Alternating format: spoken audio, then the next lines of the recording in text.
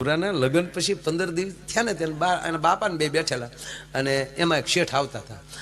ભૂરે કીધું કે બાપા કોણ આવે? કે બાપા કોણ છે? કે આપણે મીઠાઈ લાવ્યા હતા ને એ શેઠ છે. કે અત્યારે શું કામ આવ્યા હતા? કે ઉઘરાણીએ.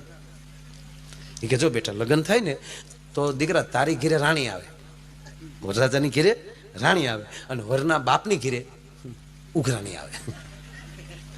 એટલે હવે મારે તારે તો રાણી આવી, મારે ઉઘરાણીઓ મારે બટા બધી પતાવવાની. કે કેટલા દેવાના છે? કે 35,000. તો ભૂરો કે હામાં 35,000 ન લઉં ને તો ભૂર્યો નહીં. અરે બટા હામાં લેવાય, આપણે ખાધું છે એ બધું દ્યો. હવે તમે એકવાર ખાલી ચા પાણી પાઈ લ્યો, પછી હું પૂછું અને તમે મને ઓળખાણ આપી દો, પછી જોઉં છું છેથીઓ કેમ પૈસા દી ન જાય. ચા પાણી પીને બેઠા ને પછી ભૂરાઈ કીધું બાપા કોણ છે મહેમાન? તક બેટા આપણે જે ગુલાબ જાંબુ ને રબડી જે લાવ્યા હતા ને એ શેઠ છે, એના પૈસા બાકી છે, ઉઘરાણી આવ્યા. કેટલા દેવાના છે? કે 35. એટલે આ તો આજે આપણે મીઠાઈ લાવ્યા થઈ કા એ આપણે ખાધું ને આખું ઘર ને જે ઉલટી થઈ ને મહેમાનને ઉલટી થઈને દવાખાને દાખલ થયા, મહેમાનનું 2.5 લાખનું બિલ ને આપણા ઘરના 70,000નું બિલ ને આ બધું ચૂકવ્યું. પછી કેસ કર્યો ડોક્ટરે, પોલીસને લખાવ્યું. તમે એમ કીધું કે બધા દવાખાને લઈ ઘરે વહી આવીએ પછી તપાસ કરશું. અને એની વાતે હતા ને જે પોલીસ ગોતે છે જેને હાલવી દેવાના છે એ છે.